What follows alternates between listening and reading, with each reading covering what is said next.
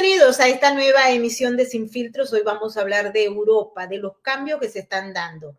¿Es que puede hablarse de una Europa conservadora o el progresismo sigue la línea? En España, en Alemania y en otros países donde el progresismo ha logrado, entre otras cosas, una gran crisis económica y una gran crisis de confianza y de credibilidad en las instituciones.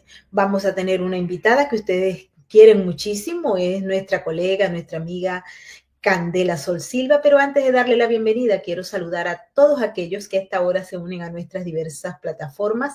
Un saludo muy especial a todos nuestros amigos de España, bienvenidos todos y adelante con esa España libre. Yo sé que van a cambiar a pesar de todas los tropiezos que tienen ahora con Pedro Sánchez y compañía. Quiero saludar también a todos aquellos que a esta hora se están integrando a nuestro Space DX. Bienvenidos todos y a los que se comunican a través de, tenemos a Facebook, a LinkedIn, también tenemos a Twitch y a través de todos nuestros podcasts. Y por supuesto quiero darle la bienvenida a todos los miembros de nuestra gran comunidad de Sin Filtros y Sin Censura en YouTube. Bienvenidos todos los que empiezan a esta hora a participar en nuestro super chat. Y también quiero saludar a todos aquellos que son miembros de nuestra cuenta de patreon.com/Venezuela Política Realidades Sin Filtros. Si ustedes todavía no forman parte, por favor háganlo. Y si no se han suscrito a nuestro canal de YouTube o Rumble, por favor háganlo también. Y activen la campanita de las notificaciones para que sepan cuando tenemos nuevos contenidos para ustedes. Mañana vamos a estar en el foro de Bogotá sobre la crisis que se vive en el Catatumbo y el rol que juega Venezuela y por supuesto Colombia, el régimen de Nicolás Maduro en el crimen organizado transnacional. Ahí les dejo el enlace para que ustedes se unan. Lo vamos a transmitir a través de nuestro canal de YouTube. Y ahora sí vamos a darle la bienvenida a nuestra invitada Candela Sol Silva. Bienvenida, un abrazo gigante. Hola Maybor, muchas gracias por traerme de nuevo a tu programa y un saludo muy grande a tu enorme audiencia. Candela, esta es tu casa y quiero que nos cuentes porque estuviste en Europa, estuviste presente en todos los eventos que se están dando y que buscan de alguna manera mostrar la cara conservadora en una sociedad que parece que está siendo abrazada por la narrativa progresista. Hablemos de lo que viste en Bruselas primeramente y luego nos vamos hacia los otros países. Adelante. Bueno, en Bruselas se llevó a cabo la segunda edición del evento Make Europe Great Again, MEGA, organizado por el partido de derecha de Rumania, Alianza para la Unión de los Rumanos, AUR. La primera edición, el año pasado, la comenzaron en la capital rumana, Bucarest. En esta oportunidad, como durante el 2024, luego de las elecciones parlamentarias europeas, fueron cambiando la composición de los diferentes bloques europeos. Por un lado tenés al ECR, liderado por Fratelli d'Italia, y también están los polacos de Ley y Justicia. Giorgia Meloni era la presidente del ECR y luego, a fin de año, cambió la presidencia por Mateusz Morawiecki, quien es el líder del partido polaco Ley y Justicia, que es el anterior primer ministro de Polonia. La última vez que hubo elecciones en Polonia volvió a ganar la izquierda con Donald Tusk. Luego de esta nueva conformación del grupo parlamentario ECR, el partido político rumano AUR entró en ECR y su líder, George Simeon, es uno de los vicepresidentes. Entonces, aprovechando esta nueva configuración del bloque ECR, AUR decidió organizar la segunda edición del MEGA, esta vez en Bruselas. Bueno, es una edición donde se busca que diferentes políticos, periodistas e influencers de la política, del mundo conservador, tanto de Europa como de Sudamérica como de Estados Unidos, contamos con la presencia, por ejemplo, del doctor Robert Malone, que estuvo contando toda la lucha que tuvo que llevar adelante, ¿no? desde la pandemia, y donde también AUR aprovechó para denunciar lo que está sucediendo en Rumania. Maybor, no sé si recordás que luego de las últimas elecciones presidenciales, de Rumania, donde ganó el candidato antisistema que no se lo esperaban. Después, el sistema parlamentario, el sistema de justicia, el Tribunal Supremo de Justicia de Rumania, como ganó una persona que iba a ir a segunda vuelta, Georgescu, iba a ir a segunda vuelta y en las encuestas ganaba con el 60%, la Suprema Corte decidió suspender las elecciones presidenciales de Rumania acusando de interferencia rusa, que hubo interferencia rusa en la campaña de TikTok del presidente, no fraude en los votos. Acusaron que hubo inversión rusa en las redes sociales del candidato Georgescu, algo completamente una locura, y no presentaron ninguna prueba por ello. Recién ayer, en estos días, en los últimos días, el presidente de Rumania renunció, el presidente anterior. Y ahora hay un estado casi de acefalía, porque si bien está el representante del Senado, las elecciones de Rumania se van a repetir en mayo. Ahora que volvió Trump a la Casa Blanca, todavía no se sabe si Georgescu va a poder presentarse de nuevo en estas nuevas elecciones o no. Tenía mucho miedo de que el Tribunal Supremo encontrara alguna excusa para limitar, para que él no se pudiera presentar con esta excusa de interferencia rusa y lo mismo que dicen siempre. Ahora que está Donald Trump en la Casa Blanca, vamos a ver qué sucede, porque recordemos que Rumania, al estar debajo de Ucrania, tiene una posición geopolítica, una ubicación geopolítica fundamental con respecto a la guerra entre Rusia y Ucrania, porque a través de Rumania, la Unión Europea es que envía la mayor cantidad de ayuda a Ucrania. Y Georgescu no quiere fomentar más todo lo que tenga que ver con la guerra, todo lo que tenga que ver con la ayuda económica o el envío de armamento. Entonces, el partido AUR apoya a Georgescu, ellos también son pro-paz, quieren que se termine este financiamiento y se llegue a un acuerdo entre Rusia y Ucrania y se dejen de perder vidas de ambos lados. Ese también fue uno de los puntos centrales de este evento que se llevó a cabo en Bruselas, el MEGA.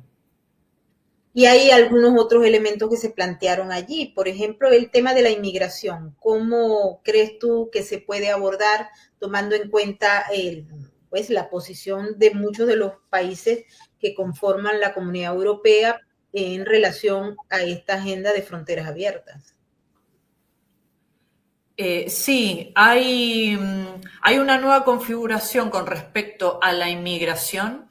Se quiere combatir. En el caso de Italia, intentó que poder enviar inmigrantes ilegales que llegaban a las costas de Italia a Albania, pero lamentablemente, como el sistema de justicia italiano es profundamente corrupto y profundamente de izquierda, si bien habían comenzado a enviar inmigrantes ilegales a Albania, la justicia revocó todo el proceso. Entonces, inmigrantes ilegales que habían llegado a Albania luego fueron devueltos a Italia.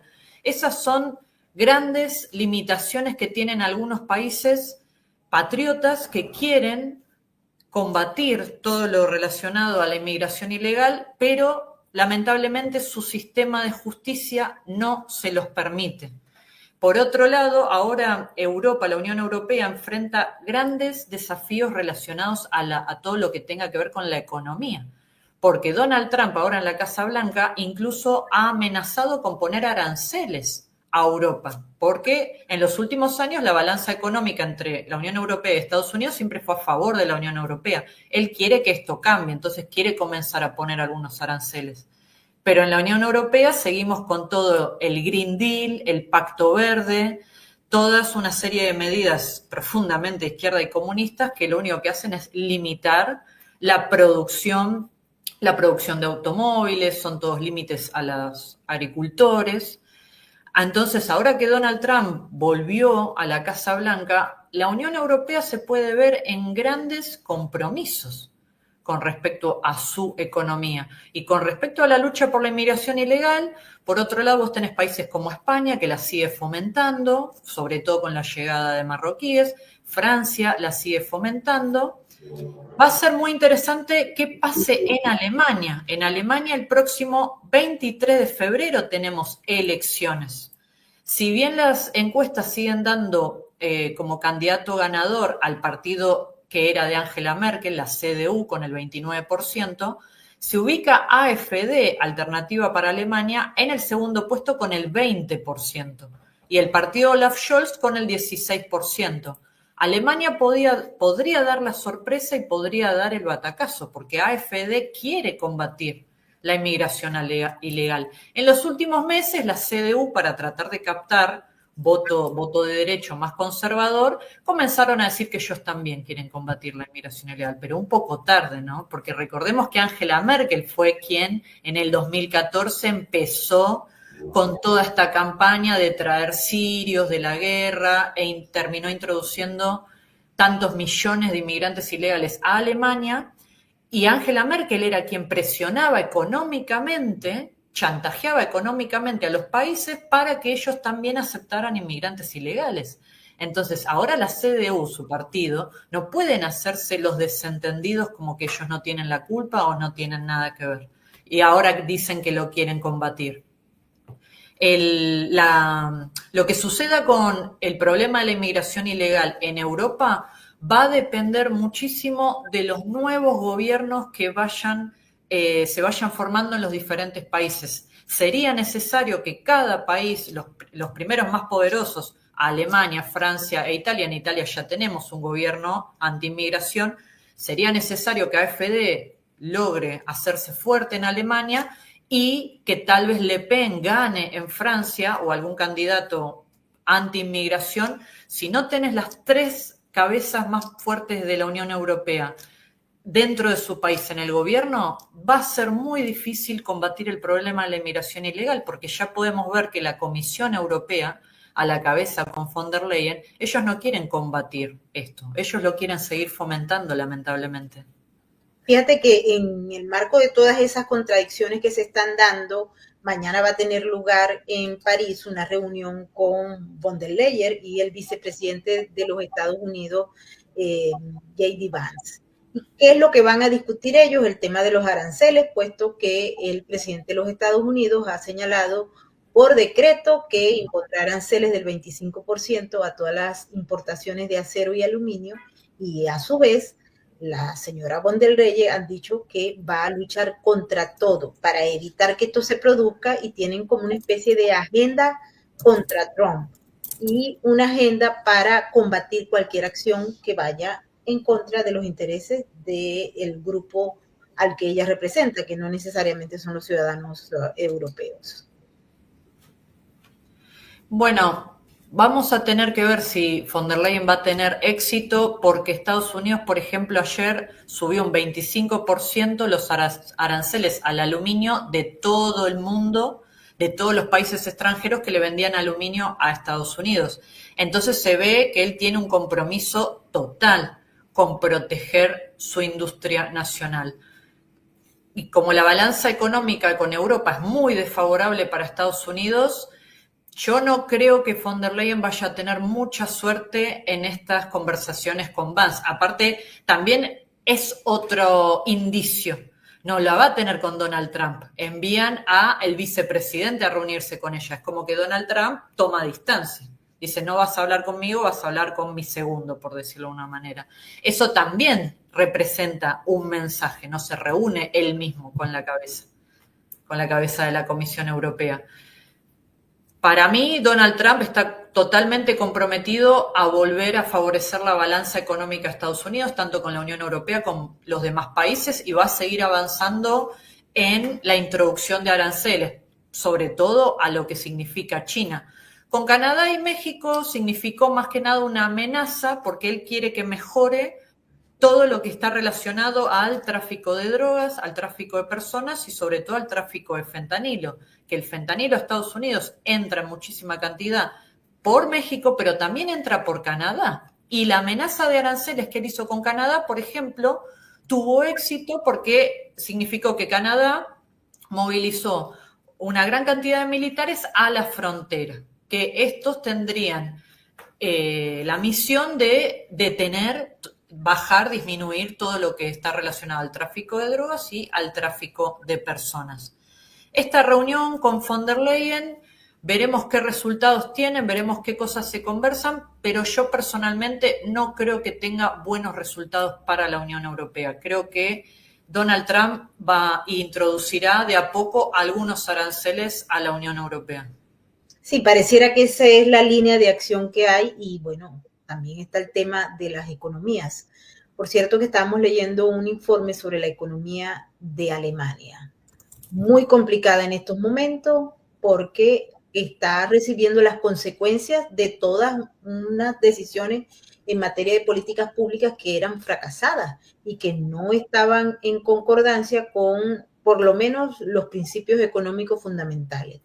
¿Qué siente? Porque ante todo el fracaso del motor económico de la Comunidad Europea, como lo es Alemania, pues hay muchos fantasmas alrededor que están planteando no solamente cambios fundamentales en lo que es el concepto económico que se maneja, sino también a nivel de todo lo que tiene que ver con las estructuras de trabajo, las empresas. Ya hemos visto cómo los empleados de las grandes empresas alemanas están pronunciándose y diciendo nosotros no estamos de acuerdo con mucho de lo que se está tomando aquí en cuenta por el gobierno para tomar decisiones internas.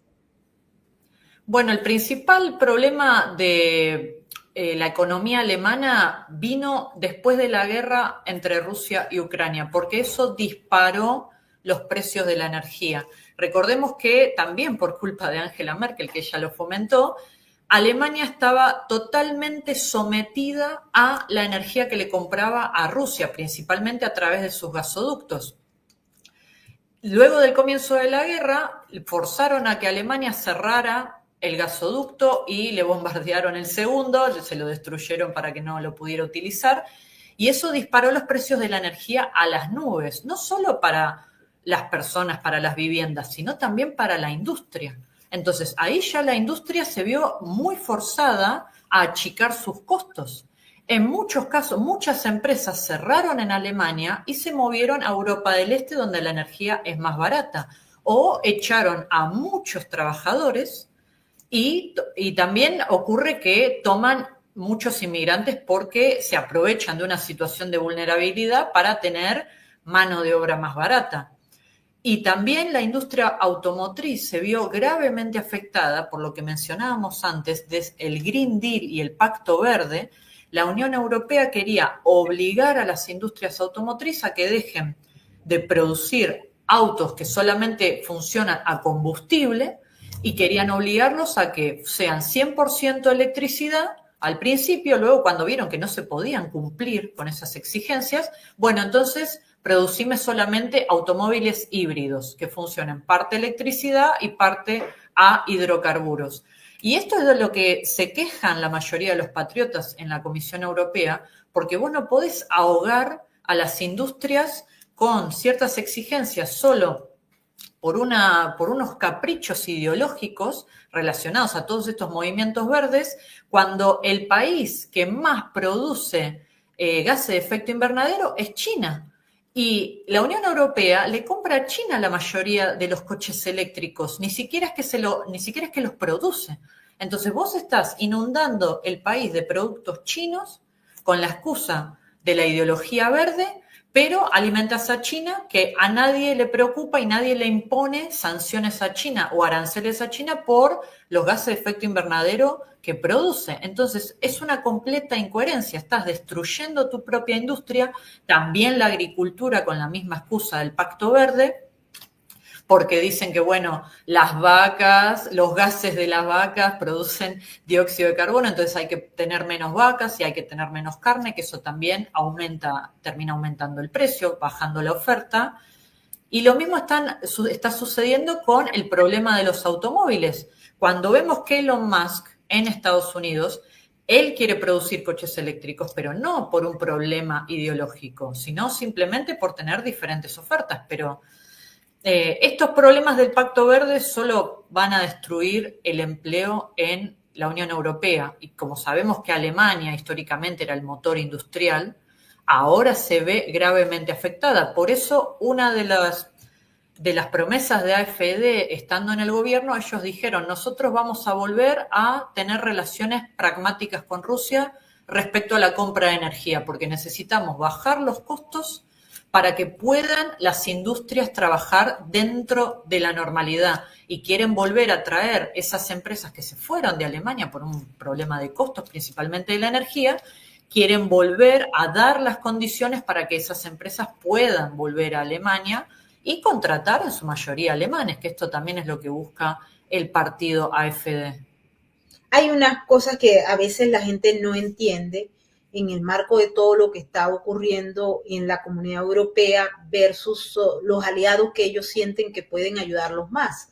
Hay una tendencia de una parte del liderazgo a irse hacia China, Rusia, Irán, etcétera, y hay otros que, tomando en cuenta las diferencias que tienen con el presidente Donald Trump, están tratando como de echarse de un lado a los Estados Unidos para seguir otras rutas. Y eso obviamente cuando uno lo analiza desde el punto de vista comercial o desde el punto de vista cultural y todo lo que hay envuelto en todo el tema que se ha impulsado ideológico, Agenda 2030, etcétera, etcétera, pareciera que no tiene ningún tipo de racionalidad ni de sentido común. No quiero que nos vayamos a España porque ahí Pedro Sánchez está haciendo de las suyas. No hay forma de pararlo y mientras tanto España observa a los españoles cómo el Estado de Derecho se viene abajo, todo el sistema de políticas que anteriormente por lo menos medianamente funcionaban, pareciera que todo se está yendo al traste. Para colmo de males, en el Congreso del partido PSOE, Pedro Sánchez ha dicho que todos los progresistas del planeta lo están mirando a él como un ejemplo a seguir. ¿Qué viste en España? Como si eso fuera algo positivo, ¿no? Como si eso fuera una estrella para colgarse. Pedro Sánchez se está comportando como un tirano ideológicamente de izquierda, está siendo investigado por la justicia, la justicia está investigando a casi todo el gobierno por varias causas de corrupción, su familia está siendo profundamente investigada, tanto su hermano como su esposa. Cuando el hermano tuvo que declarar por las empresas por movimientos muy extraños, el hermano dijo que ni sabía dónde trabajaba, ya son declaraciones completamente delirantes. La esposa también está siendo investigada, están investigando la compra de mascarillas durante la pandemia porque descubrieron muchas irregularidades. Y relacionado a tu patria, que debe ser un caso que debes tener más estudiado, toda la causa de corrupción relacionado al oro venezolano a través de la línea aérea Plus Ultra. Se está investigando de que a través de la utilización de los aviones de esa línea se extrajeron lingotes de oro de Venezuela para lavado de dinero. No sé si vos tenés esa causa un poco más estudiada.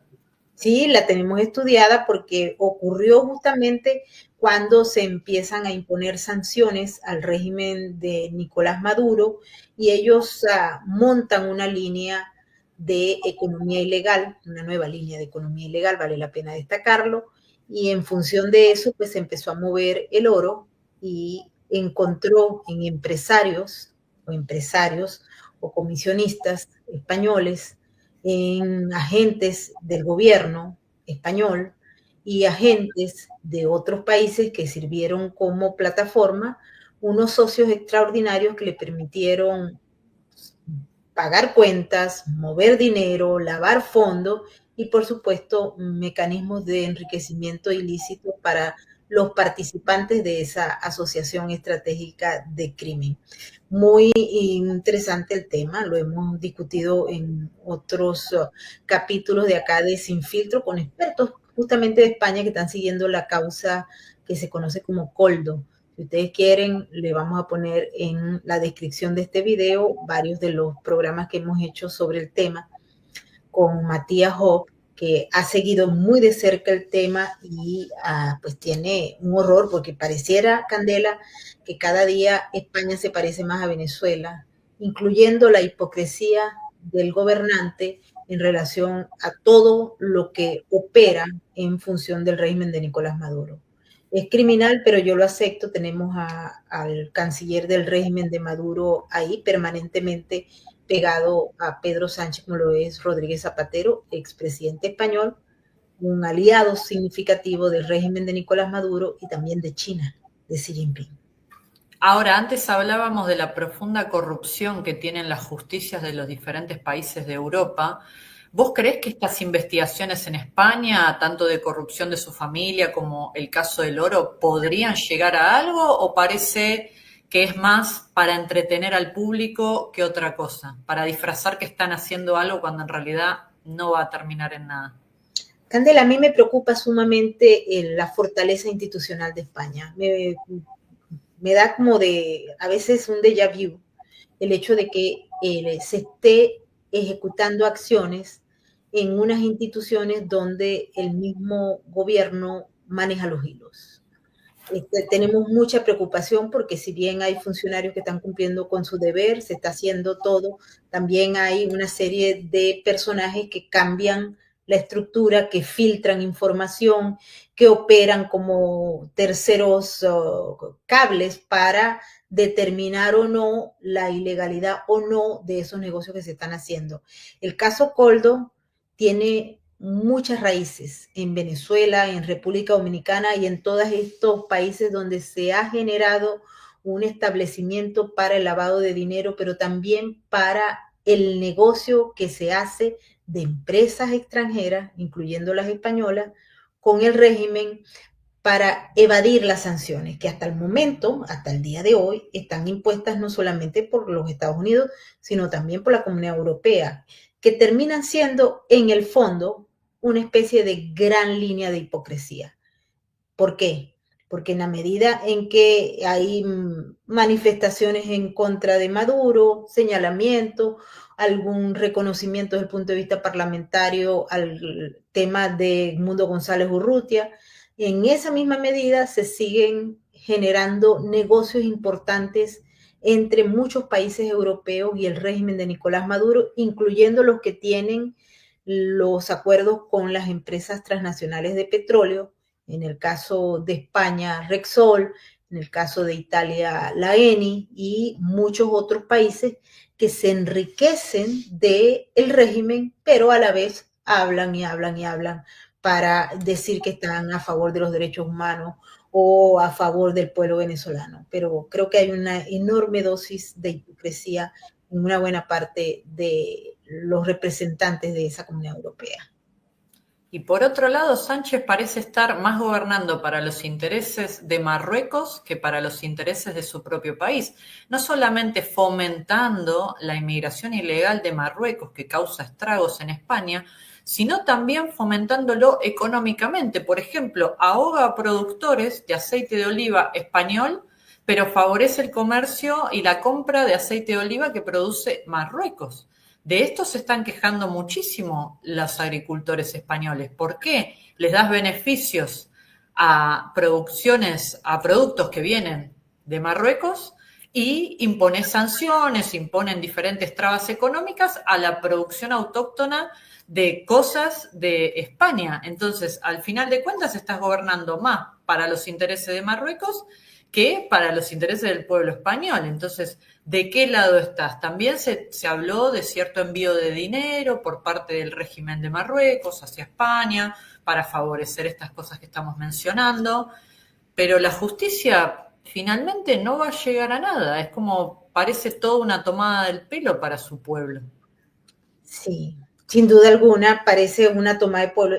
Yo siento que es hipocresía. Por cierto que en el marco de todas las discusiones que se están dando, por lo menos se anunciaron 200.000 millones de euros para fortalecer y empujar la industria de lo que es la inteligencia artificial. Y en el comunicado dice que van a pelear y van a hacerle competencia a China y a Estados Unidos en esa área específica.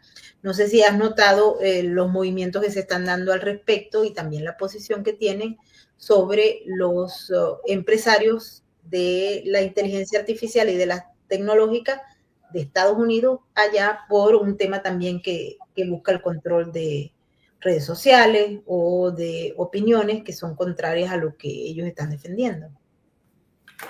Lo que he notado es que hace poco que salió esa nueva herramienta que hace poco que salió esa nueva herramienta asiática relacionada a la inteligencia artificial, SIC, que tiene el logo de la ballena, cuando recién salió al mercado, hubo una gran crisis en las acciones de las diferentes empresas norteamericanas relacionadas a la inteligencia artificial, porque decían que esta herramienta asiática de código abierto ofrecía mejores herramientas y más accesibles que lo que ofrece Estados Unidos.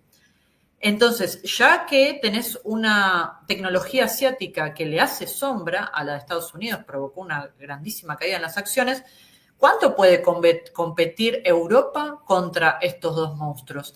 Y detrás de todo esto, al igual que vos, yo creo que las verdaderas intenciones son de controlar qué dicen, qué hablan las personas, si hablan a favor o en contra del gobierno.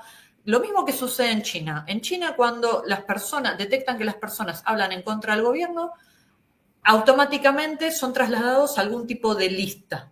Una lista como en donde vos te volvés un enemigo del gobierno. E incluso existe en muchas ciudades lo que se llama el crédito social.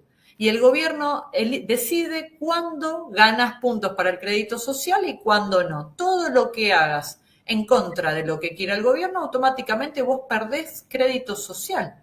Y cuando perdés crédito social, por ejemplo, se te impide acceder a los planes para comprar una vivienda, para comprar ciertas cosas, para acceder a ciertos lugares, porque porque el gobierno dice que tenés un crédito social bajo.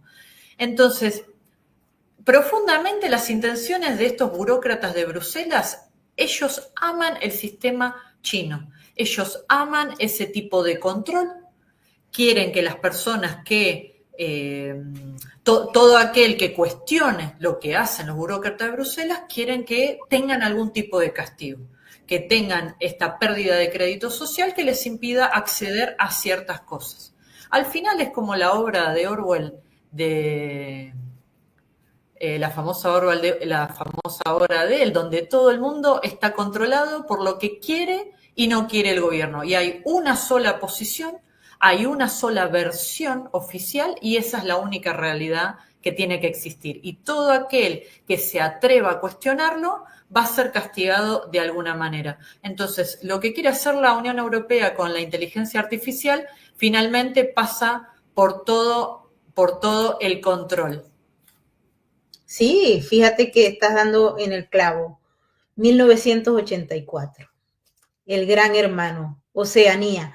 Oceanía se mudó a la Comunidad Europea, Oceanía se mudó a varios otros países donde una realidad orwelliana pretende imponerse porque quieren manejar y controlar la psiquis del colectivo y imponer el miedo como un mecanismo para manejar el control férreo. Autoritarismos que sobrepasan lo que incluso la misma obra de Orwell ha planteado en ese libro, que era una novela de ficción, pero que terminó siendo una realidad para los ciudadanos que vivimos en el siglo XXI. Candela, hay mucha gente que se pregunta por qué, por ejemplo, la posición de estos grupos llamados Patriot, el partido Patriot, no llega a penetrar la fibra de los europeos. En España, por ejemplo, tenemos a Vox, que trabaja, que se mueve, que se va para allá y para acá, y en las elecciones pues no tienen el rango de penetración que al menos ellos esperan. Y así ocurre en otros países de la Comunidad Europea. El caso de Italia es digno de estudio, pero en el fondo, ¿cómo crees tú que puede penetrarse, si es que se puede penetrar de acuerdo a tu criterio? En el caso, por ejemplo, de Francia, que hay un escenario tan complejo y tan convulsivo, producto obviamente de las políticas que han hecho que el Estado francés y la cultura francesa estén en peligro, entre otras cosas, por los elementos externos que el mismo gobierno ha sometido y que no tiene el mismo valor que, por ejemplo, para los franceses. Bueno, el grupo Patriots está liderado por Víctor Orbán, y el primer ministro de Hungría. Y la verdad que Hungría es un caso ejemplar en esta lucha contra el woke y en esta lucha contra la inmigración ilegal. También tenemos en este grupo a Marine Le Pen. El caso de Francia en las próximas elecciones, si bien Macron obviamente no puede repetir porque ya hizo 2 gobiernos, no se sabe todavía quién va a ser el candidato en el lugar de Macron, pero el problema de Francia es que vos tenés varias generaciones de inmigrantes y esas personas nunca van a votar por un candidato de derecha que quiera ponerse más firme contra, no incluso contra la inmigración ilegal, sino contra los derechos a los franceses. Nunca van a votar una Marine Le Pen. Y estás hablando de casi la mitad de los votos, un 40% de los votos totales de Francia, porque ya hablamos de tercera o cuarta generación. Y el invierno demográfico que atraviesa Europa, lo atraviesan los europeos, pero los inmigrantes tienen entre 5 y 7 hijos, porque la mayoría de las familias son ayudadas por el Estado, pero el Estado no ayuda a todas las familias que se ven en dificultades económicas. En estos parecen profundamente racistas, porque ¿por qué ayudas ciertas familias y no ayudas a otro tipo de familias europeas? Al final el Estado es quien se está comportando con una segregación racial. Si ayudas, ayudas a todos, no solamente a un grupo. Por otro lado, en este grupo Patriots también está formado por el FPO, la derecha de Austria, quien logró ganar las elecciones parlamentarias, quien logró un primer puesto. Después, los siguientes partidos querían formar una coalición dejando fuera al FPO y finalmente no pudieron hacerlo y estuvieron obligados a tener que formar una coalición con el primer grupo, que también es un grupo patriota y anti-inmigración. El caso de España con las elecciones se ve bastante complicado. El problema cultural que te critican, te quieren poner la etiqueta de fascista, facho, facha, como dicen ahí, y para allá está, no se puede dialogar ningún tipo de problema económico, ningún tipo de problema cultural, te quieren poner esa etiqueta, ya sea el partido de Sánchez o el PSOE, listo, te ponen esa etiqueta y luego no se puede debatir nada. Por otro lado, el PP y el PSOE delante de la Cámara simulan no estar de acuerdo, pero luego votan en conjunto todas las leyes que nunca este tipo de leyes que ellos votan favorecen el interés del pueblo español, pero siempre delante de cámara hacen como que se pelean. Históricamente en Argentina, como hizo el kirchnerismo con los radicales, siempre hacían que se peleaban y después votaban juntos siempre las mismas leyes de izquierda o woke. El caso de España lo veo más complicado a nivel electoral que el caso de Francia. Pero, como te mencionaba antes, Maybor, para que realmente haya un cambio en Europa se necesita que la cabeza de los gobiernos de los países más fuertes de la Unión Europea tengan un partido patriota y conservador venciendo en las elecciones. Si vos seguís teniendo una Francia woke, una Alemania woke o una España woke, Italia sola no puede cambiar la Unión Europea. Otra cosa que proponen AfD, Alternativa para Alemania, ellos cuestionaban la existencia de la Unión Europea. Cuestionaban o salirse o realmente hacer una reforma profunda, pero que este tipo de reforma elimine esta burocracia de personas que nadie votó, porque al final de cuentas, los pueblos europeos, nadie votó por Ursula von der Leyen o por los otros candidatos. Es una votación interna entre ellos, algo muy elitista y muy alejado de la realidad. La Unión Europea necesita realmente una reforma, no puede ser que desde esa burocracia con este pacto verde destruyan la vida de los europeos, la industria de los europeos y favorezcan a todo lo que tenga que venir del exterior, con una cultura ajena y que incluso no respeta, vienen del exterior, pero no respetan el lugar que llegan, no respetan las reglas del lugar al que llegan, sino que causan problemas y quieren vivir de las ayudas estatales. No puede haber ningún futuro europeo con este sistema, sumado a el invierno demográfico que hablamos antes. ¿Qué futuro puede tener Europa bajo estas condiciones? No sé, por eso me preocupa tanto el futuro de Europa. A veces uno lo lee en materia demográfica decadente, en materia de lo que tiene que ver con el ámbito comercial, la creación y el mantenimiento de un modelo que tuvo sus frutos también, y desde el punto de vista cultural hay muchos elementos que nos permiten ser en el fondo un poco pesimistas, a pesar de la acción que se está tomando para recuperar todo lo que es el ámbito de la batalla cultural, pero no sé hasta qué punto llega. A mí me parece que a veces cuesta que la gente entienda en qué estamos y cuál es el escenario. Puede ser el mejor para Europa para mantenerse como Europa occidental y no pasar a ser una especie de estereotipo de otro modelo al que obviamente desde el punto de vista histórico y cultural no se corresponde. Y también, como mencionábamos antes, si Donald Trump está completamente comprometido al America First, hay que tener cuidado, porque America First puede significar Europe Second, o China segundo y Europa tercero, sobre todo con este riesgo de la suba de aranceles.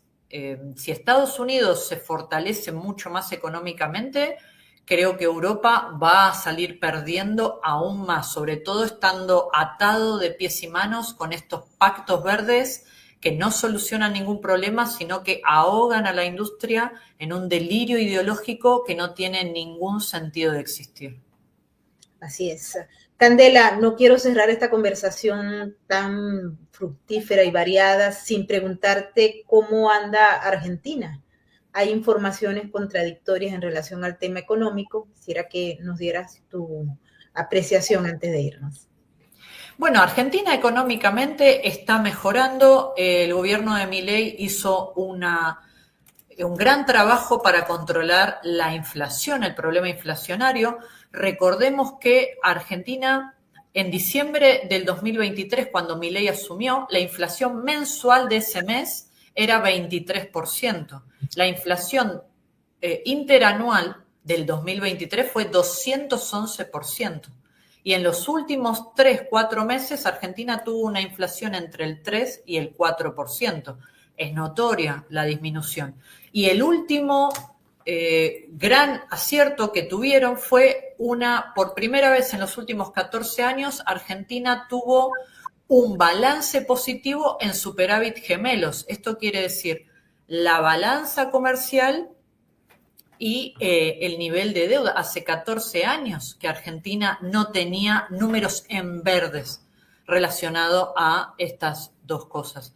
Sí es real que Argentina está atravesando un proceso aún de recesión. Javier Milei no puede resolver 20 años de destrucción total, cambiarlo, resolverlo en tan poco tiempo. Se necesita un poco más de tiempo para pasar de la recesión a la revalorización. Por otro lado, el peso fue una de las monedas que más se revalorizó durante todo el 2024. Ahora Argentina en dólares está un poco más cara, pero hay que decir que en el 2020, hasta el 2023, Argentina en dólares americanos estaba prácticamente regalada. Entonces, ningún extremo es beneficioso para el país. No es beneficioso para el país que Argentina en dólares esté regalada y que su moneda esté devaluada constantemente. Hay empleos y hay sectores que se están revalorizando. También Argentina era un descontrol el nivel de empleo público que tenían, y hablamos de personas que ni siquiera iban a trabajar. Eran solamente puestos políticos de personas solamente por adherir al kirchnerismo. Entonces hubo una gran pérdida de empleos, pero la mayoría eran empleos estatales de personas que ni siquiera iban a trabajar. Pero personas que sí trabajaban y cumplían con su puesto, aún viniendo de gobiernos anteriores, se mantuvieron en su trabajo. No es que se destruyó todo. Y entonces hay desafíos por delante, pero económicamente la situación en Argentina está mejorando. Lo otro que mejoró, está mejorando la seguridad en la mayoría de los lugares, incluso en Rosario, en la provincia de Santa Fe, donde históricamente en los últimos años se vio acrecentado los problemas relacionados al narcotráfico y a la violencia. Incluso eso se logró disminuir. Cuando el año pasado tuvimos récord de muertes en Rosario, todo producto de peleas del narcotráfico, por el control de la hidrovía, que es de donde sale la mayoría de la exportación de Argentina, y lamentablemente también aprovechan esos controles para tratar de exportar droga a todo el mundo. También lograron disminuir el nivel de violencia y el nivel de muertes. Yo confío en este proyecto y creo que poco a poco las situaciones en Argentina van a ir mejorando. Este año nosotros tenemos las elecciones de medio término, donde renueva la mitad de la Cámara de Diputados y un tercio de la Cámara de Senadores. Aún en senadores, aún si Milei tiene una gran elección, que las encuestas lo dan muy favorable hoy en día para esta elección que será probablemente alrededor de agosto, aún teniendo un muy buen resultado, no le va a alcanzar para tener mayoría en ambas cámaras, pero sí para dar un gran paso, porque hoy en día, aún sin mayoría en ambas cámaras, está logrando aprobar muchas leyes. Pero vos viste el costo que tiene que un diputado, un senador kirchnerista vote a favor de tu ley, algo tenés que negociar, no nos hagamos los ingenuos. Entonces, poniendo más personas de tu ideología en ambas cámaras, significa que vas a tener que negociar aún menos con otras personas kirchneristas o radicales. Él siempre menciona que para los cambios más profundos que necesita hacer, necesita la mayoría en ambas cámaras. Vamos a ver qué pasa en estas elecciones. Va a ser una muy buena prueba para Milei si el pueblo argentino confía en este proyecto o no. ¿En qué fecha son las elecciones? Agosto de este año, porque antes teníamos nosotros las PASO, teníamos unas elecciones preliminares y después teníamos las elecciones de verdad, digamos. Esas PASO lo único que funcionaban era como un tipo de encuesta, porque un partido ponía 2 candidatos y según el candidato que sacaba mayor votos en esas PASO, que obviamente obliga a todo el pueblo a ir a votar, porque en Argentina el voto es obligatorio, no es optativo como en Estados Unidos o en Europa, obligaba a todas las personas a ir a votar, pero el resultado no tenía ningún valor, era solo un tipo de encuesta interna para cada partido. Y después están las elecciones verdaderas. Como estas elecciones PASO significaban un enorme gasto estatal, hablamos de millones de dólares, y Javier Milei, una de las últimas elecciones que se aprobó, una de las últimas leyes que se aprobaron, fue eliminar las PASO, que haya elecciones directas, no este tipo de encuesta preliminar. Estas elecciones van a ser en agosto. Y se va a ahorrar mucho dinero también en los contribuyentes porque costaban dinero esas elecciones, las PASO. Muchísimo dinero, sí. El ahorro que significa no tenerlas es muy importante y obviamente tenés muchos quejándose de no tener esta encuesta interna, porque tal vez ahora van a tener que cada partido elegir el candidato que por ahí no está seguro qué candidato te mide mejor. Van a tener que jugársela sí o sí por alguien. Así es. Candela, mil gracias por haber estado con nosotros una vez más y te renovamos la invitación. Te queremos de vuelta. Con mucho placer estar en tu programa, es un gusto muy grande, gracias por traerme. Un placer siempre y quiero agradecerle a toda la gente que ha estado con nosotros en esta emisión. Ya ustedes vieron a Candela. Si la quieren seguir, en la descripción de este video están sus redes sociales para que sigan en contacto con ella y con sus publicaciones. Quiero invitarlos nuevamente porque el día de mañana vamos a tener un foro en Colombia con muchos de los que en estos momentos están siendo protagonistas de un fenómeno que se está generando tristemente. Vamos a hablar sobre Venezuela, líder del crimen transnacional, y estaremos con Bernardo Henao Jaramillo, abogado y presidente de Únete por Colombia. También estará el exministro de la Defensa, Diego Molano, que estará conversando obviamente sobre el fenómeno que se está presentando y esa asociación estratégica con Maduro y Petro para doblegar, poblar o controlar los cultivos de droga, o no sabemos todavía hasta dónde llegan esas artimañas, pero lo vamos a escuchar mañana. Igualmente estará con nosotros Hugo Achá, no se pierdan y tenemos el enlace también en la descripción de este video. Ahora quiero agradecerle a nuestros moderadores maravillosos por haber estado en el superchat más inteligente de la red. Muchísimas gracias. Recuerden que si ustedes todavía no se han suscrito a nuestro canal, háganlo y activen la campanita de las notificaciones para que sepan cuando tenemos nuevos contenidos para ustedes. Si les gusta nuestro contenido, por favor, compártanlo en las redes sociales y a través de sus contactos. Y recuerden que si se quieren unir al canal, solamente tienen que apretar el botón de Join y allí estarán unidos. También los invito para que vean nuestro blog venezuelapolitica.info. Allá hay información nueva y detallada sobre los criminales en América Latina, pero también en Venezuela y en los Estados Unidos. No se lo pierdan, tenemos nuevos elementos para el análisis, al igual que quiero invitarlos para que se unan a nuestra cuenta de patreon.com/Venezuela Política, Realidades sin Filtros. Ahí los esperamos.